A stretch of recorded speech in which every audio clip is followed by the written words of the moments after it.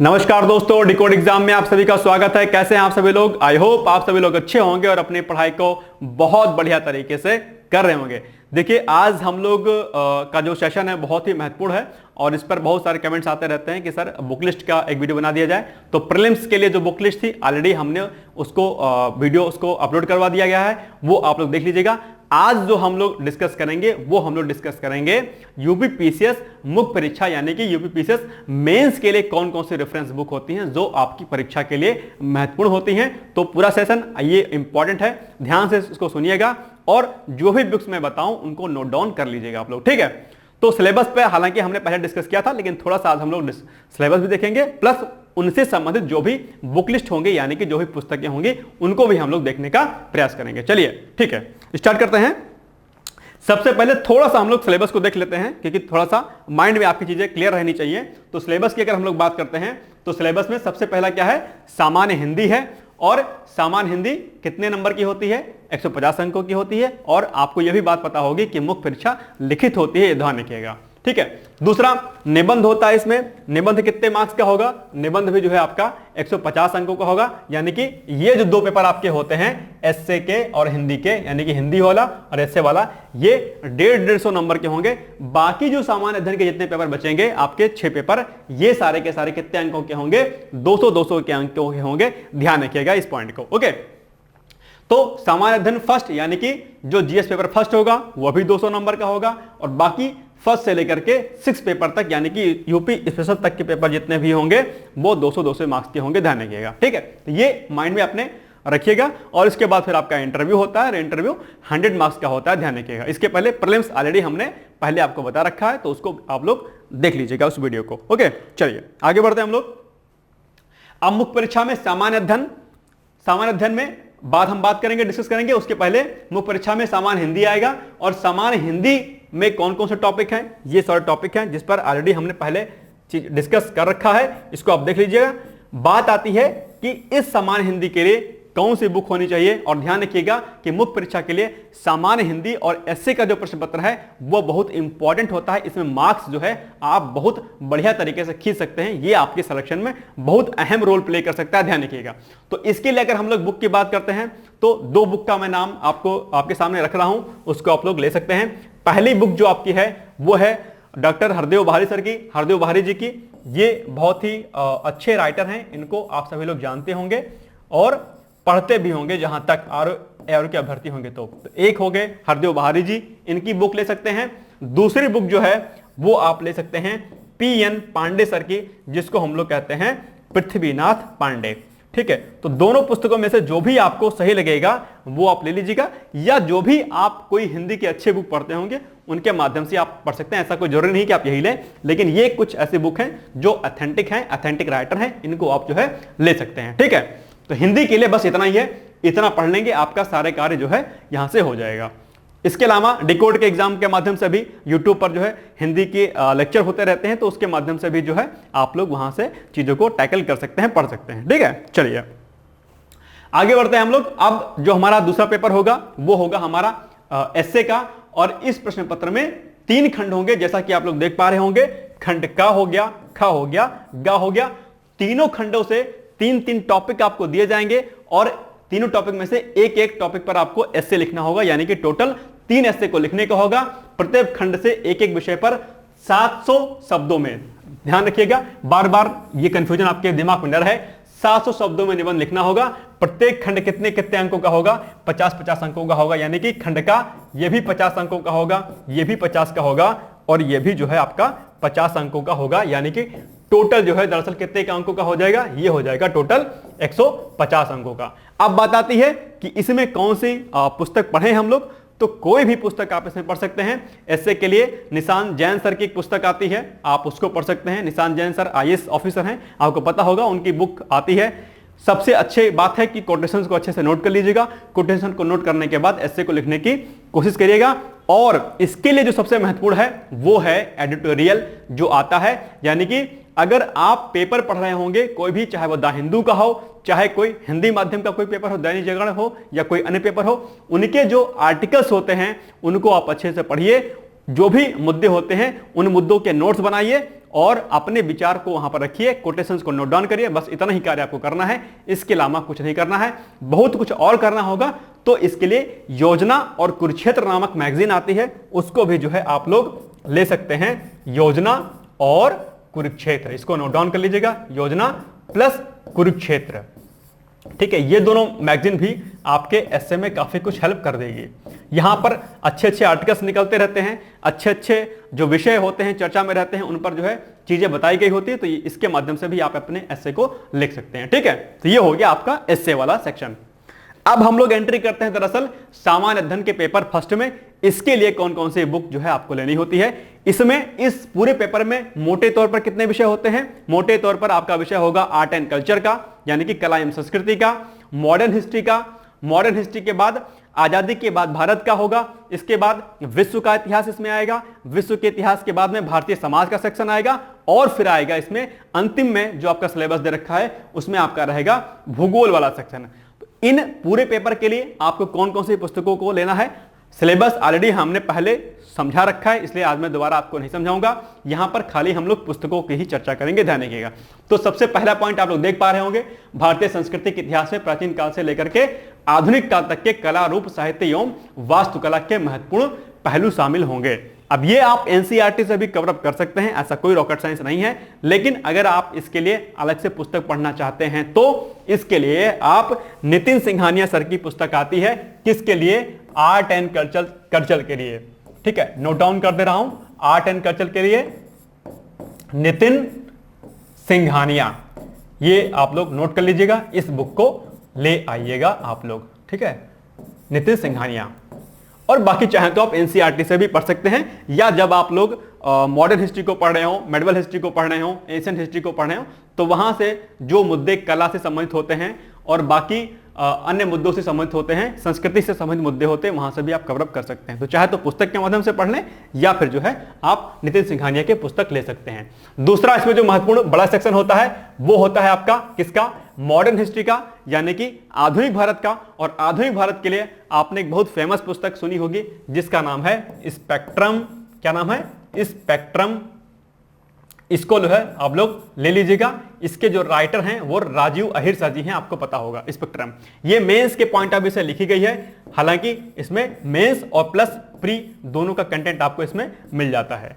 ठीक है, तो ये बहुत अच्छी पुस्तक है। तो मॉडर्न हिस्ट्री के लिए आपको स्पेक्ट्रम लेनी है, ध्यान रखिएगा। ओके, इसके अलावा मॉडर्न हिस्ट्री के अलावा जो आपको पुस्तक और लेनी है वो लेनी रहेगी स्वतंत्रता के पश्चात, यानी कि जो पॉइंट नंबर 4 है, यानी कि आजादी के बाद का जो भारत है, उसके लिए पुस्तक आपको लेनी होगी। उसके लिए जो है आप लोग कौन सी पुस्तक आपको लेनी है? वो लेनी है आपको रामचंद्र गुहा की पुस्तक आती है, आजादी के बाद भारत। ये पुस्तक है, थोड़ी मोटी है लेकिन बहुत इंटरेस्टेड पुस्तक है, आप इसको ले सकते हैं। या फिर इंटरनेट के माध्यम से भी 1947 के बाद का जो इतिहास है उसको आप लोग वहां से कवर अप कर सकते हैं, ऐसा कोई दिक्कत वाली बात नहीं है। क्योंकि स्वतंत्रता के पश्चात देश के अंदर एकीकरण और पुनर्गठन 1965 तक, यानी कि 1947 के बाद 1965 तक का ही इतिहास आपको पढ़ना है, बस। इसके अलावा आपको नहीं पढ़ना है। ठीक है, तो रामचंद्र गुहा की जो पुस्तक आती है वो आप लोग जो है इसके लिए फॉलो कर लीजिएगा। इसके बाद जो 5वां नंबर पे जो टॉपिक आपका आता है वो क्या है? वो है आपका विश्व इतिहास का। और विश्व इतिहास आप एनसीईआरटी से भी कवर कर सकते हैं, या फिर आप लोग जो है विश्व इतिहास के लिए जो है आप पुस्तक ले सकते हैं अर्जुन देव की। मैं नोट कर दे रहा हूं, अर्जुन देव। ठीक है, अर्जुन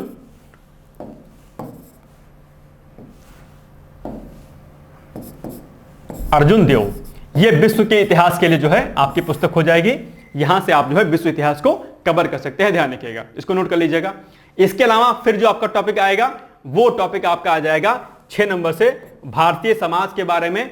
और भारतीय समाज के बारे में आपकी जो एक अच्छी पुस्तक आती है, वैसे तो इसमें आप इंटरनेट का आर्टिकल का खूब इस्तेमाल करिएगा।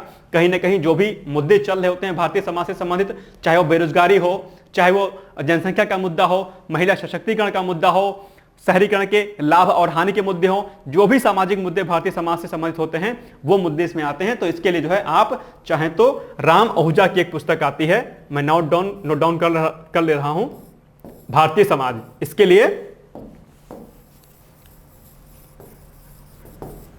राम आहूजा, ठीक है, इंडियन सोसाइटी के लिए कौन सी पुस्तक है? राम आहूजा। इसको फटाफट आप लोग नोट डाउन करते जाइएगा प्लीज, ठीक है।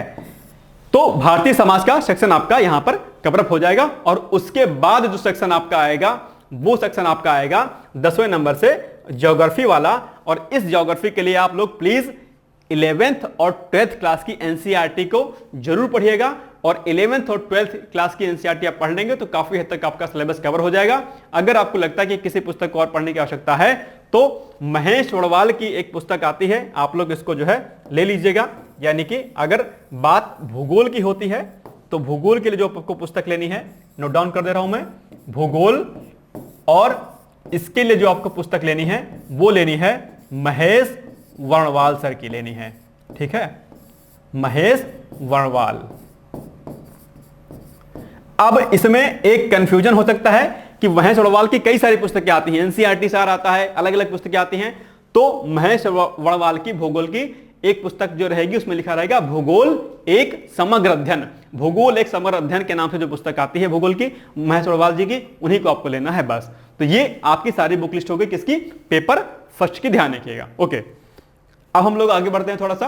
अब आता है पेपर सेकंड। पेपर सेकंड पूरा का पूरा दरअसल क्या है? डायनेमिक है, यानी कि करंट ओरिएंटेड है। इसमें आपको करंट की चीजें ज्यादा पढ़नी होती हैं।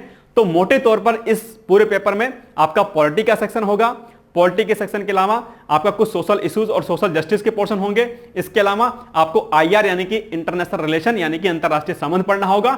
और उसके बाद कुछ अंतरराष्ट्रीय जगत की जो भी महत्वपूर्ण संस्थाएं होती हैं उनके बारे में आपको पढ़ना होगा। तो जैसा आप पॉलिटी शब्द सुनते हैं आपके मन में एक पुस्तक आती है और उस पुस्तक का नाम है एम लक्ष्मीकांत का। तो पॉलिटी एंड गवर्नेंस के लिए, गवर्नेंस का टॉपिक दे रखा है, पॉलिटी और गवर्नेंस दोनों के लिए एम लक्ष्मीकांत सर की बुक आती है, आप जो है इसको ले सकते हैं, ठीक है। एम लक्ष्मीकांत हिंदी इंग्लिश दोनों में जो है अवेलेबल है। प्री मेंस इसमें सब पूरा का पूरा कवर अप हो जाता है। तो एम लक्ष्मीकांत की पुस्तक आप लेंगे तो पूरा का पूरा जो है आपका ये पॉलिटी वाला सेक्शन जो है आपका कवर हो जाएगा। इसके अलावा जो थोड़ा बहुत जो टॉपिक बचेगा आपका, वो टॉपिक आपका बचेगा सोशल इश्यूज का, सोशल जस्टिस का। उसके लिए जब आप योजना कुरुक्षेत्र जैसे मैगजीन को पढ़ेंगे, आर्टिकल्स को पढ़ेंगे, इंटरनेट का इस्तेमाल करेंगे, तो आपका वो वाला पोर्शन भी यानी कि सोशल जस्टिस और सोशल इश्यूज के जो टॉपिक हैं वो भी जो है आपके सारे के सारे कवर अप हो जाएंगे। इसमें एक जो सेक्शन आपका बचेगा वो बचेगा आपका आईआर वाला, ठीक है। तो आईआर के लिए दरअसल आपको क्या काम करना है? आईआर के लिए थोड़ा सा इंटरनेट का आपको इस्तेमाल करना है कि दरअसल भारतीय जो अंतरराष्ट्रीय संबंध है वो किस प्रकार से काम करते हैं। इसमें एक पंचशील सिद्धांत होता है, भारत की अपनी पॉलिसी अंतरराष्ट्रीय संबंधों में क्या है, इंटरनेट पर आप डालिएगा, पूरी डिटेल्स में चीजें वहां पर खुल के आ जाएंगी आपके सामने, वहां से आपको समझने का प्रयास करिएगा। साथ साथ में जो संसद टीवी होती है उसको फॉलो करिएगा। संसद टीवी पर जो भी चीजें होती हैं उनको डिबेट को देखिएगा और न्यूज़पेपर पढ़ने की कोशिश करिएगा। अच्छे अच्छे आर्टिकल्स निकलते रहते हैं उनको पढ़ने की कोशिश करिएगा, वहां से आपका आईआर का टॉपिक जो है कवर अप हो जाएगा। इसके लिए इस पेपर के लिए कुछ वेबसाइट हैं, उनको मैं नोट डाउन करा दे रहा हूं, उसको आपको फॉलो करना है। उसको अगर आप फॉलो करेंगे तो आपको काफी कुछ वहां से चीजें कवर अप हो जाएंगे। तो कौन कौन सी साइट आपके लिए इंपॉर्टेंट है, ठीक है, वो मैं आपको यहां पर नोट डाउन करा दे रहा हूं पेपर सेकंड के लिए।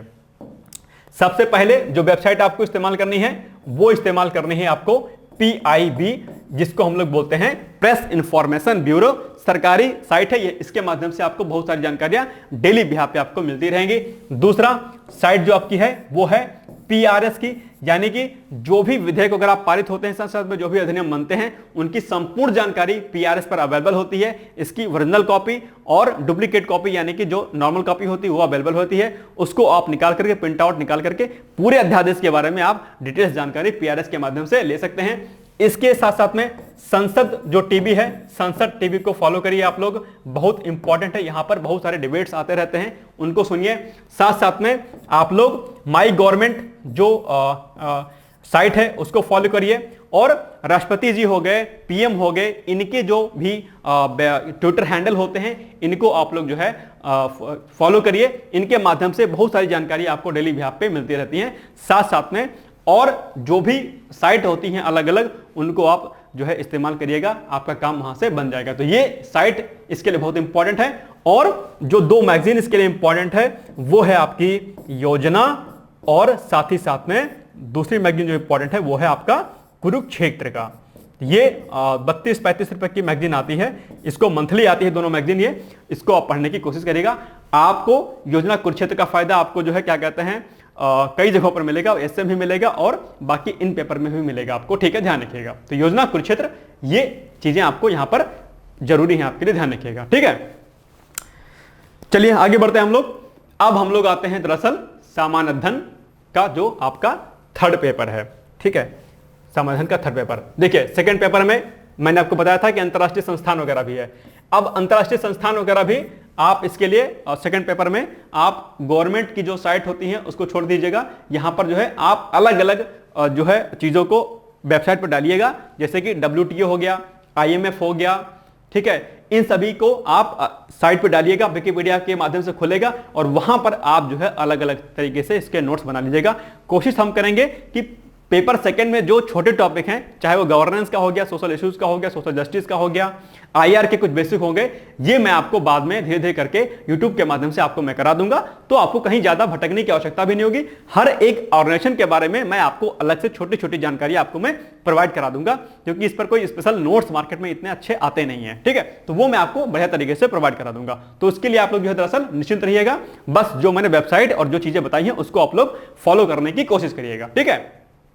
अब हम लोग आते हैं सामान्य अध्ययन के पेपर थर्ड पर, यानी कि जीएस के पेपर थर्ड पर। इस जीएस के पेपर थर्ड में कुछ विषय मुख्य तौर पर हैं।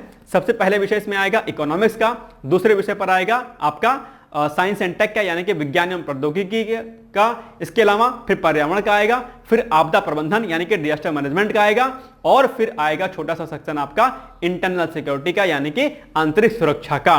तो इतने विषय आपको इसमें पढ़ने होंगे। इसके लिए सबसे जो दिक्कत आती है बच्चों को, यानी कि दोस्तों को, वो आती है आपके इकोनॉमिक्स में। उसके लिए एक बहुत अच्छी पुस्तक आती है रमेश सिंह की, आप उसको जो है पढ़ सकते हैं। रमेश सिंह की पुस्तक जो है इकोनॉमिक्स वाले सेक्शन के लिए क्या है, बहुत ही इंपॉर्टेंट है इकोनॉमिक्स के लिए।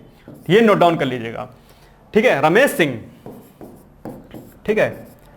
और जो भी बजट सर्वे आता रहता है, जो भी डेटा निकलता रहता है बीच बीच में, चाहे वो RBI से संबंधित हो या फिर जो भी मौद्रिक नीतियां बनती हैं उनके माध्यम से हो, कोई भी चीज अगर इकोनॉमिक्स से रिलेटेड यानी कि आपके अर्थव्यवस्था के टॉपिक से रिलेटेड अगर कोई चीज समाचार पत्रों में आती है तो उसको अपने नोट्स में आप बनाते चलिएगा। यहां से रमेश सिंह के पुस्तक से और करंट को फॉलो करने से आपका इकोनॉमिक्स वाला सेक्शन जो है हो जाएगा।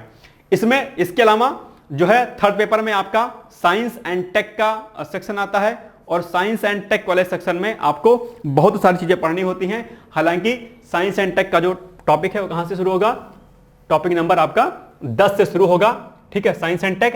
और इसके लिए जो है एक पुस्तक आती है, अगर साइंस बैकग्राउंड के रहे होंगे तो काफी कुछ आपको पता होगा, अगर आप विज्ञान वर्ग के नहीं रहे होंगे तो शायद आपको दिक्कत हो सकती है। और इसके लिए एक बहुत अच्छी पुस्तक है जिसका नाम जो है इनके जो राइटर हैं विज्ञान और प्रौद्योगिकी के, वो हैं सीलवंत सिंह, ठीक है। आप जो है बुक शॉप पे जाइएगा और उससे कहिएगा कि भैया हमको विज्ञान एवं प्रौद्योगिकी या साइंस एंड टेक की सीलवंत सिंह की जो है पुस्तक दे दीजिए, ठीक है। ये जो पब्लिकेशन है, ठीक है, पब्लिकेशन इसके क्या है, मैग्रा-हिल पब्लिकेशन है इसका, MC ग्रा-हिल जो होते हैं, ठीक है। तो MC ग्रा-हिल पब्लिकेशन है, इसको आप लीजिएगा। यहां पर विज्ञान के साथ साथ में प्रौद्योगिकियों से संबंधित जो भी मुद्दे होते हैं ये यहां पर आपको चीजें यहां पर आपकी हो जाएंगी। इसके लिए एक मैगजीन भी आती है, वो मैं आपको अभी बता दे रहा हूं, वो भी आप लोग पढ़ लीजिएगा। मैगजीन का नाम क्या है आपके लिए, वो है, एक तो मैगजीन आपके लिए आ जाएगी विज्ञान प्रगति, क्या, विज्ञान प्रगति, ठीक है। ये मैगजीन आप अच्छे से पढ़िएगा। और साथ साथ में आप चाहें तो डाउन टू अर्थ भी कहीं ना कहीं थोड़ा बहुत काम आ जाती है। डाउन टू अर्थ एक मैगजीन आती है। डाउन टू अर्थ मैगजीन का सबसे बड़ा रोल आपके ज्योग्राफी वाले सेक्शन में मिलेगा, ध्यान रखिएगा, पेपर फर्स्ट में, ठीक है। तो उसको भी मैं लिख दे रहा हूं, डाउन टू अर्थ, ठीक है। ये मैगजीन भी आप लोग जो है फॉलो कर लीजिएगा, डाउन टू अर्थ, EARTH, ठीक है, डाउन टू अर्थ। इतना काम आपका यह है विज्ञान वाले और प्रौद्योगिकी वाले पोर्शन से हो जाएगा। अब जो सेक्शन आपका 13वां नंबर पर बचेगा वो बचेगा आपका कौन सा सेक्शन, वो आपका बचेगा पर्यावरण वाला।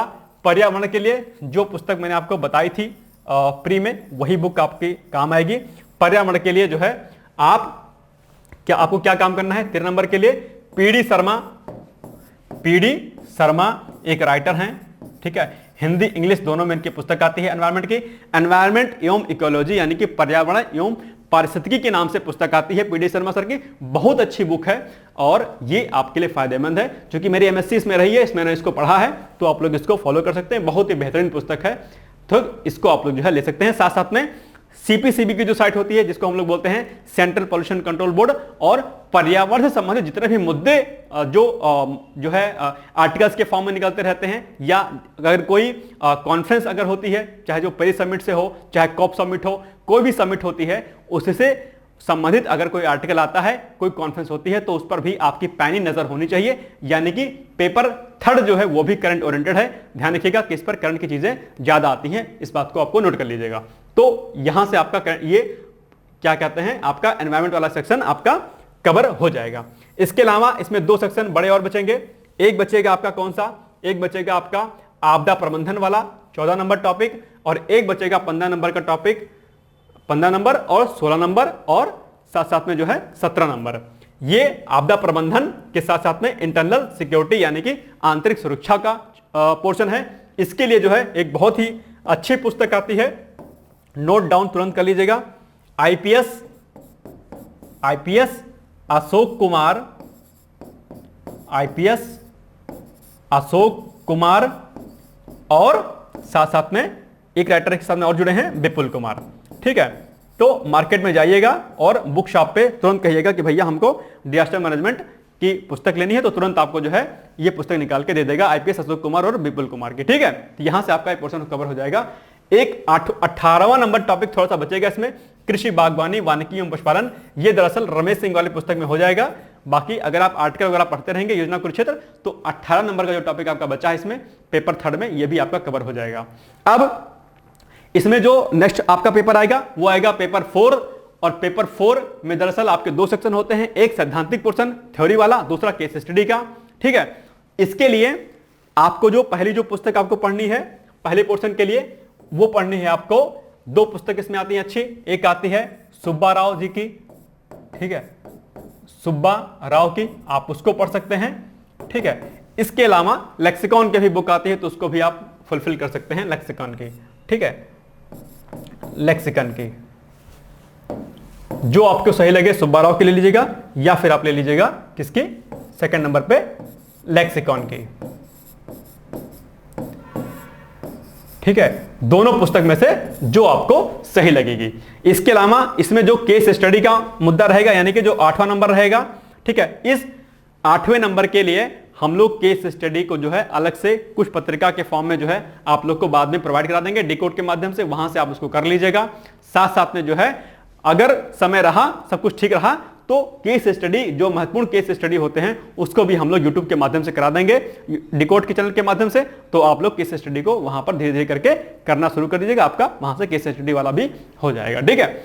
इसके कुछ पोर्शन जो है आपको पेपर 2nd भी पढ़ने होते हैं, ध्यान रखिएगा। और एथिक्स का जो है पोर्शन एसए में भी काम आता है, मैंने पहले भी बताया था, तो ध्यान रखिएगा। तो इस पेपर को अच्छे से करिएगा, ओके। तो सुब्बा राव और लेक्सिकॉन की बुक हो गई।